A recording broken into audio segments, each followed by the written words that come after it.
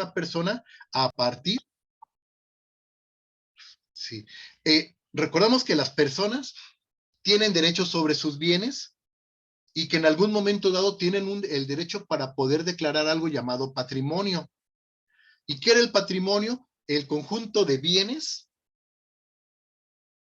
que quedaban registrados ante el Estado para tener un fondo, para tener una cantidad o un número de objetos para poder reiniciar su negocio o su actividad económica en caso que la persona sufriera algún problema, principalmente en la situación de adeudos, hipotecas o alguna situación de estas.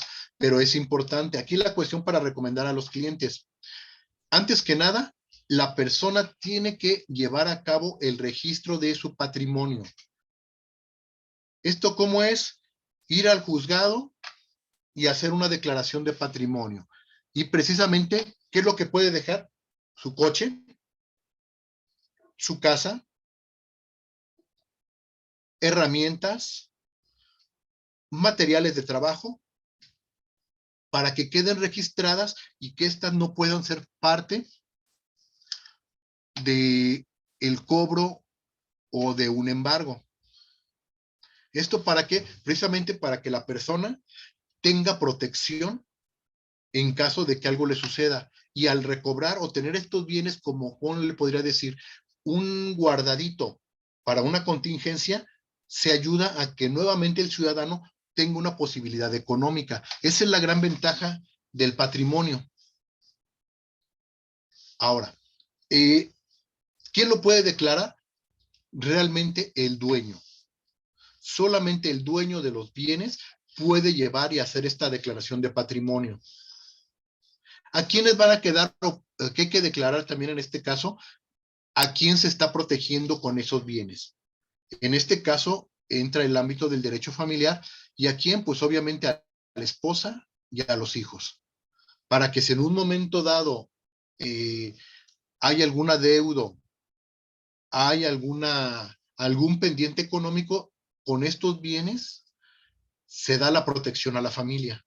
Ahora, no solamente entre padres, bueno, entre el grupo familiar, puede ser que entre hermanos nos ponemos de acuerdo y, oye, ¿sabes qué? Miren, tenemos la carpintería de mi papá y nos dedicamos a la fabricación de muebles y de aquí todos hicimos nuestro patrimonio.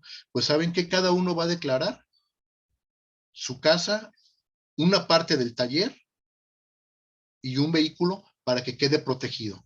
Todo lo demás que tengamos, sí, nuestra fábrica está muy grande, está muy padre, pero por cualquier cuestión que quede protegida para alguna contingencia o algún inconveniente. Y de esa manera también se puede declarar un patrimonio. ¿Para qué? Para que se proteja el aspecto económico del grupo familiar o el grupo social. Ahora, hablamos también de la cuestión de la propiedad. ¿Cuáles son los elementos necesarios para acreditar la propiedad? En primero, la posesión del bien. Ya tengo el bien en mi posesión. Yo lo uso, lo manejo para lo que sea necesario, pero lo tengo en mi poder, está en mi posesión.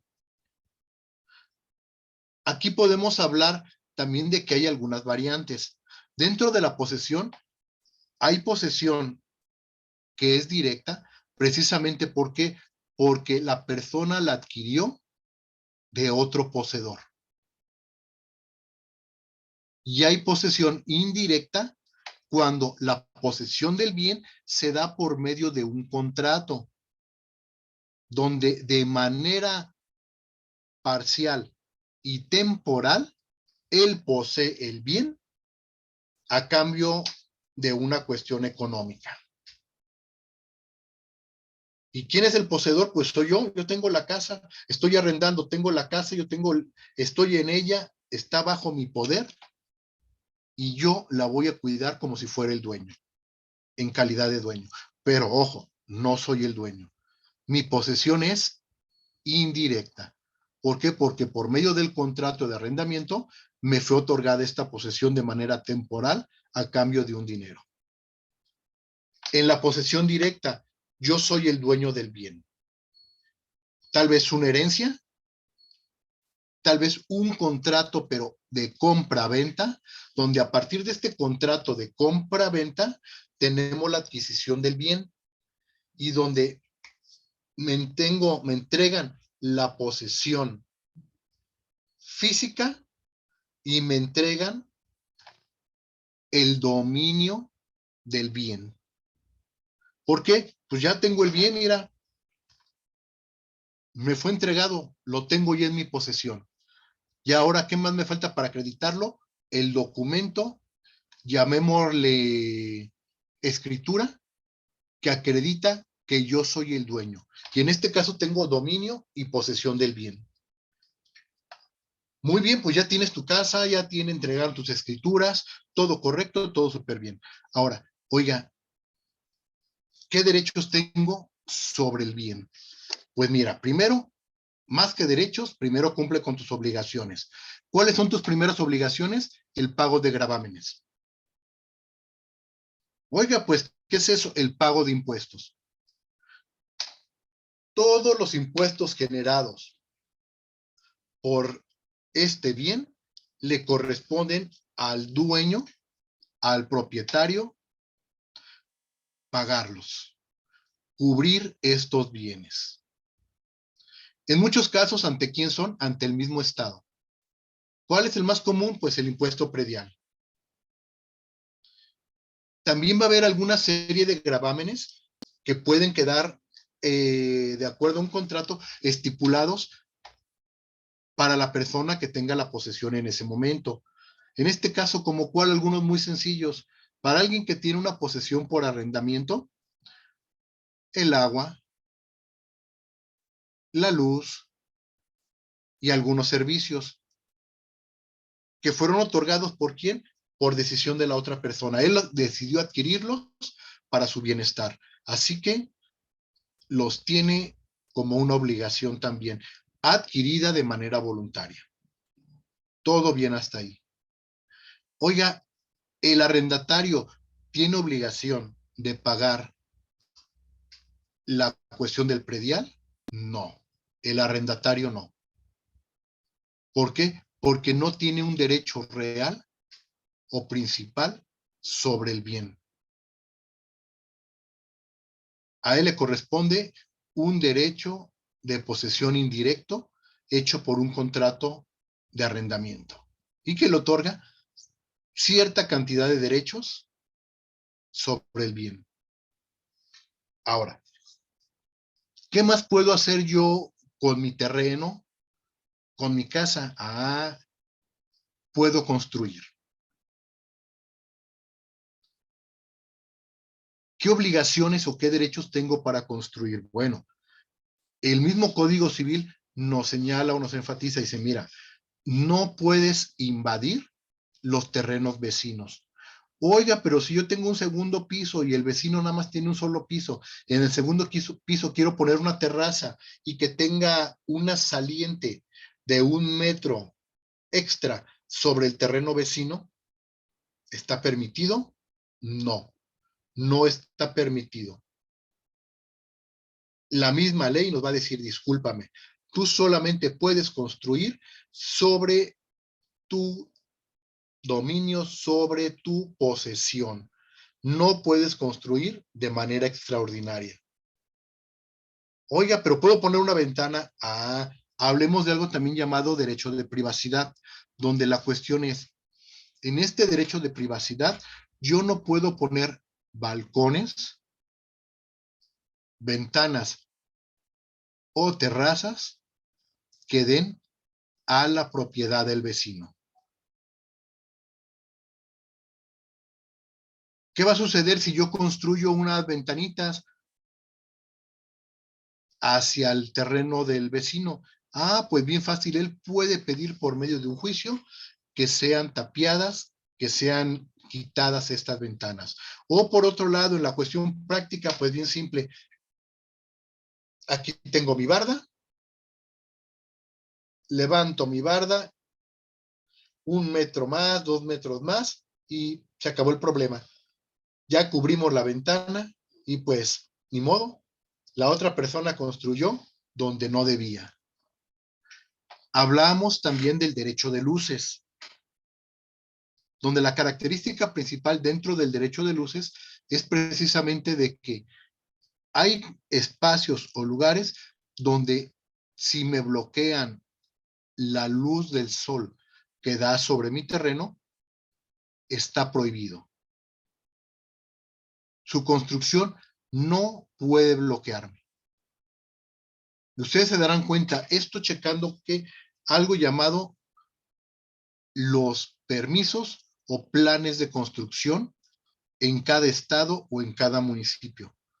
¿Por qué? Porque hay estados que van a tener mayor permisividad o que el espacio es suficiente para que se puedan construir estos edificios que en algún momento dado puedan afectar o puedan dañar las fincas vecinas. El caso más común que les comentaba, yo empiezo a construir, aquí está mi casa, y a un ladito empiezan a construir un edificio. El primer problema es la cuestión de la cimentación. Al momento de hacer la cimentación, ellos realizan una excavación y todo muy bien, está así, está muy profundo, tienen 3 pisos de profundidad y todo el rollo. ¿Y qué sucede? Por un descuido del ingeniero, se desgaja parte de esta excavación. Y en ese desgajamiento, mi propiedad resulta dañada. ¿A qué está obligado el constructor o el vecino? A pagarme los daños y perjuicios por esa obra. Ese es uno, que es bastante común. Segundo, están construyendo y las paredes empiezan a vencerse o a dañar mi terreno, perdón, mi construcción. ¿Qué sucede? Nuevamente, el constructor o el dueño de esa construcción tiene la obligación de pagarme los daños y perjuicios. Un caso muy notorio que tuvimos aquí en el estado de Jalisco, con la construcción de la línea 3 del tren ligero, ocurrió esto que todo el mundo tenía miedo. ¿Y qué fue? Que excavan sobre la avenida principal, Avenida Alcalde, en el centro de la ciudad, excavan para hacer esta línea del tren ligero. Todo muy bien, todo muy padre. Trajeron una tuneladora desde Europa y abrieron el hoyo y empezaron a poner el tren ligero. Todo bien. Pero ¿qué sucedió? En esta historia, arriba les decían, no pasa nada, todo está callado. Abren el túnel y lo de la constructora les dicen a gobierno del estado, oye, ¿qué crees? La construcción no quedó como esperábamos. ¿Pero qué quiere decir con eso?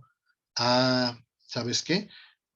Tienes que evitar que pasen vehículos pesados sobre la estructura del túnel. Pero ¿cómo? Tú me habías dicho que iba a sostener no sé cuántas cientos de miles de toneladas y pues sí, en mi proyecto principal. ¿Cuál es la característica del proyecto principal? En el proyecto principal, yo constructora iba a hacer los estudios de terreno.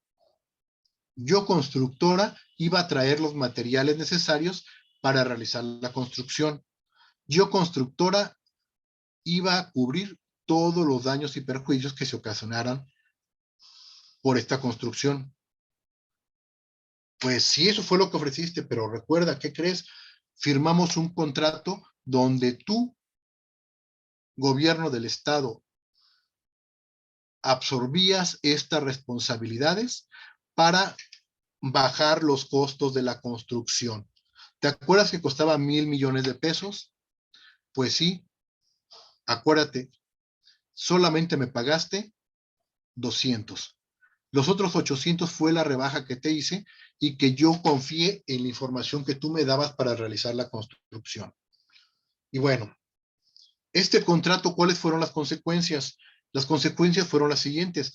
Como el estudio de suelo no lo realizó la propia empresa constructora, empezó a haber fallas. A la mitad de uno de los túneles se encuentran con otro tipo de terreno, distinto al del inicio. Dicen, bueno, oye, pero es que hay que traer más equipo, más material, porque esto no estaba previsto. Muy bien, continúa la construcción. Siguen los túneles, los vecinos empiezan a quejar porque dicen que sienten movimientos extraños en sus fincas. Algunos empiezan a ver grietas. Todavía si se dan una vueltita aquí por el Paseo Alcalde y son observadores, se darán cuenta de varias casas que están agrietadas y que literalmente nada más les pusieron una mano de pintura para esta cuestión. Algunas otras tuvieron hundimientos. Caso el histórico de los dos templos, ahí en el parquecito donde están los dos templos, que tienen hundimientos que no se habían dado anteriormente. Y todo bien. Ahora el problema es, ¿a quién le corresponde la responsabilidad de pagar los daños y perjuicios ocasionados por esta obra? Si el contrato hubiera sido aceptado por el gobierno del estado y que la constructora se responsabilizara de todo, la constructora tendría la obligación de pagar daños y perjuicios o las reparaciones correspondientes por esos daños. Incluso hasta el mantenimiento, porque estas constructoras regularmente, por el tipo de obra que realizan, tienen seguros impresionantes precisamente para cubrir esta problemática, al igual que el equipo de trabajo para hacerlo. Pero por ahorrarse unos pesos, o bueno, algunos millones de pesos para la campaña, ¿qué sucedió? Pues compraron todo en chafita, todo en Made in China. ¿Y qué sucedió? Pues no hay quien se responsabilice, no hay presupuesto para pagar estos daños en caso que lleguen a mayores. Ah, el más notorio. Ahora en la ciudad de Guadalajara pusieron para estos días del aniversario un carrusel en el llamado Jardín Reforma, frente a la histórica Casa de los Perros. Dato curioso de este punto, precisamente cuando estaba la construcción del tren ligero, de esta línea, ya habían terminado esa parte, ya estaban en pruebas del tren ligero. ¿Y qué sucedió uno de esos días? Un día por ahí llega un camión, una revolvedora llena de material para continuar la obra y se para precisamente al frente de este parque y se estaciona por unos momentos. ¿Y qué sucede? Se cae, se abre un boquete en el techo del túnel y se cae hasta el interior. Todo quedó en el ámbito de las noticias, quedó en un pequeño incidente en el Paseo Alcalde, en la construcción del tren ligero. Hasta ahí quedó. Pero nunca nadie preguntó, oye, pero se supone que la construcción debía y podía resistir 10 veces más ese peso, 100 veces más ese peso. ¿Quién responde por el daño o qué va a suceder si hay un daño superior en épocas posteriores? Pues le va a corresponder al Estado. Precisamente ¿por qué? Por el tipo de contrato que ellos firmaron. Como dueños de la obra y de el espacio, del tipo de materiales, le va a corresponder precisamente al gobierno del estado pagar los daños y perjuicios que resulten de esta situación. Pero bueno, les digo, ¿por qué? Porque es el dueño. Que a final de cuentas, si nos vamos un poquito más allá, no solamente él, todos los ciudadanos somos el dueño. ¿Por qué? Porque todos con nuestros impuestos pagamos esa obra. Y que a final de cuentas, por un ahorro, causó más daños de los necesarios. Pero volvemos a nuestra parte básica. ¿A quién le corresponde la responsabilidad? ¿Al constructor o al dueño del bien? ¿Dudas, preguntas hasta aquí, muchachos? Muy bien. Ahora, hablamos también de la cuestión en torno a la posesión y qué puedes hacer con ella. Si ustedes recuerdan, dentro de los contratos, tenemos contratos que hacen referencia a la cuestión de la aparcería. ¿Qué es la parcería es un acuerdo donde a la mitad, o bueno, se van a poner de acuerdo en dar en arrendamiento o en trabajo y beneficio de un bien. ¿Esto cómo se da?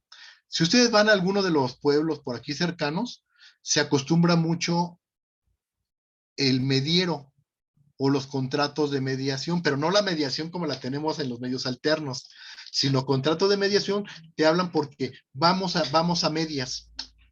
Yo pongo el terreno y tú pones la mano de obra. O yo pongo el terreno y el grano y tú pones la mano de obra para la cosecha.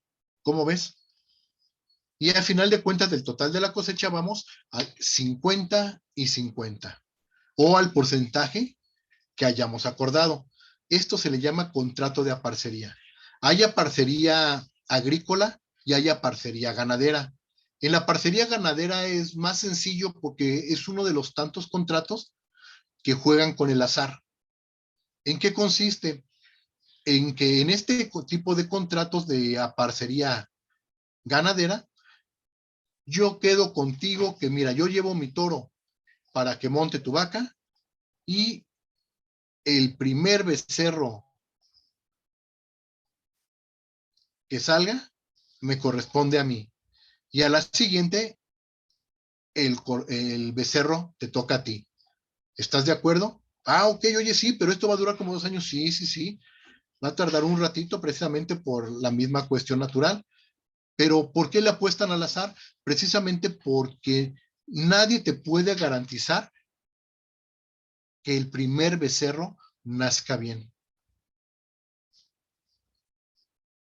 Y tampoco te puede garantizar que el segundo becerro nazca bien. ¿A qué le apuestan los dos? Al azar. Que todo esté bien, que todo es correcto. Situación. ¿Qué tiene que ver con nosotros en esta cuestión de propiedad? Precisamente de que, oye, es un contrato, es un acuerdo de voluntades sobre un bien. En este momento hablemos de la vaca como un bien que va a producir frutos. ¿Cuáles van a ser esos frutos? Uno, puede ser el producto, que es la leche, y los productos de sus derivados, o la carne. Pero veámoslo también por el otro lado, en la producción de nuevos terneros. ¿Y cuál es nuestro acuerdo? Ok, ¿quién va a tener el derecho por este fruto de la reproducción de la vaca? Quien haya sido acordado en el contrato. En el contrato acordamos que primero yo me quedo con el primer becerro. Y acordamos que el segundo becerro que nazca te corresponde a ti. Ah, ok. A partir de esta situación, los dos van a tener derecho sobre el bien. Cada uno en su momento, en su tiempo. Pero situación, el dueño está obligado a pagar o indemnizar a la persona si el primer becerro no nació o nació con defectos.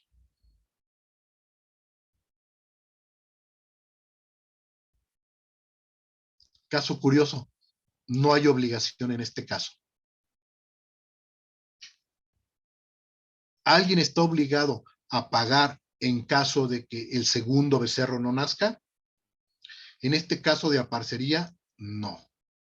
Precisamente ¿por qué? Porque están jugando con el azar. Oye, pero tú eres el dueño y tú ya sabías. No, discúlpame, yo soy el dueño y puedo tener beneficios, pero no te puedo garantizar que todo salga bien con la reproducción de la vaca. Oye, la llevaste al veterinario, sí, estuvo bajo cuidados, aquí están los estudios, aquí están las visitas del veterinario, todo va correcto. Pero en este tipo de cuestiones no hay una garantía de obligación para el dueño. Porque algunos dirán, oye, pero es que tú como dueño estás obligado a pagarme. No, precisamente ¿por qué? Porque nuestro acuerdo era en caso de que se diera el fruto, en caso de que diera resultados esta unión para obtener un nuevo fruto, estaba correcto. Mientras tanto, quedaba fuera. Adelante, Fabiola. Entonces, en este caso, supongamos que el becerro nace muerto o algo así, que era indemnización, tendría que estar estipulado desde antes en el acuerdo, ya Así previsto, es. ¿no? Así Si, es. si tú ya estás previniendo, ¿qué pasa si? Sí, esa es la característica principal en esto. Recuerden, en los contratos, esa es la situación. Si no está especificado en el contrato una situación como esta, no hay obligación para el dueño. Pero también característica de este contrato. En este contrato, volvemos a la parte básica, juega con el azar. Al igual que el de parcería agrícola. En el de parcería agrícola, quedamos de que al momento de obtener un fruto sobre el bien, tú me ibas a entregar el 50% de la producción de estas huertas de manzana. Son 2 huertas que miden 10 hectáreas cada una. Y yo tengo calculado, antes de firmar el contrato, yo tenía calculado que iban a dar 20 toneladas de manzana cada huerto. Y pues firmamos el contrato y sí, lo que nos dé, yo ya lo tengo especificado, yo ya lo estudié como dueño, ya sé cuál es el resultado. Pero también la cuestión es el clima, si hay alguna plaga o algo así, puede modificarse por completo porque son cuestiones que no están en las manos ni de uno ni de otro para poder controlar el fruto o el producto que se está obteniendo. Aquí el caso, por ejemplo, si acordamos, muy bien, mira, entonces yo pongo la mano de obra y tú pones el terreno y la semilla, ok. Oye, pero yo tengo calculado que esos terrenos dan 20 toneladas cada terreno. Sí, pero ¿qué crees? Este año hubo sequía. Estuvo muy mal el agua dentro de la zona. La producción nos dio 1 tonelada. ¿Cuál es la obligación que tiene que cumplirse? La entrega solamente de media tonelada para cada uno, porque acordamos al 50% de entrega del producto o de fruto. ¿Hay alguna obligación? Oye, es que tú me habías dicho, yo no te dije.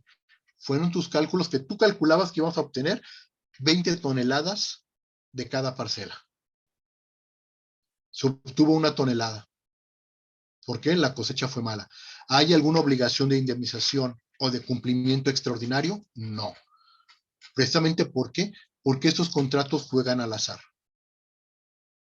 En este caso todavía nadie te puede garantizar de que esa parcela te dé las 20 toneladas de manzana, a excepción que las tengas ya bajo un cultivo súper especializado y súper controlado, que es lo que llega a ocurrir en algunos lugares. En algunos lugares, por ejemplo, caso ahora de las berries o de las fresas, en algunos lugares, está garantizado. ¿Por qué? Porque yo le proporciono el agua, yo le proporciono el cuidado, el fertilizante, le pongo luz artificial.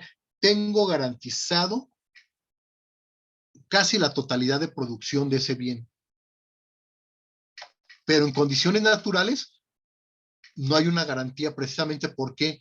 Porque las condiciones naturales pueden ser afectadas en cualquier momento. Así que no hay una obligación de indemnización, a excepción, como bien lo dijo Fabiola, que esté estipulado en el contrato. A lo mejor yo dejé una garantía en caso de pérdida o realizamos un acuerdo en caso de pérdida y adelante, es válido. Pero si no hay esto especificado, el mismo código nos dice, discúlpame, los dos, tanto dueño del predio como aquel que estaba trabajador y gente que le iba a ayudar, apostaron por una cuestión que tal vez podía ser o no ser situación. Los dos saben que tanto podía haber 40 toneladas de producción de manzana como podía haber una o podía haber nada, que es lo que ha pasado con algunos aspectos de cuestión agrícola, donde que aquel apuestan, oye, pues el terreno está garantizado para tantas toneladas, sí, pero si no hay agua, si hay inundación o si hay exceso de sequía, ¿quién te garantiza la producción? Nadie. Esto respecto a que precisamente a nuestra propia responsabilidad como dueños del bien. Oye, que tú eres el dueño del terreno y fue tu culpa que no diera las 20 toneladas. No, discúlpame. Nosotros hicimos todo lo necesario para poner la producción. Fue de manera natural que no se logró la producción que se esperaba. Adelante. No hay ningún problema. Ahí no hay obligación. ¿Dudas, preguntas, muchachos?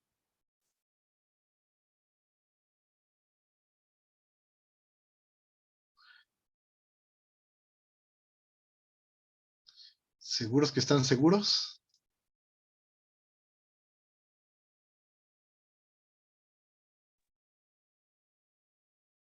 ¿Mm? Muy bien. Pues cortamos aquí el pedacito de sesión del día de hoy, muchachos, para continuar con la siguiente materia. Y pues nos vemos en un momentito, muchachos. Gracias. Y a ustedes gracias y nos vemos en un minuto más. Sale, maestro. Muchas gracias. Ahorita nos vemos.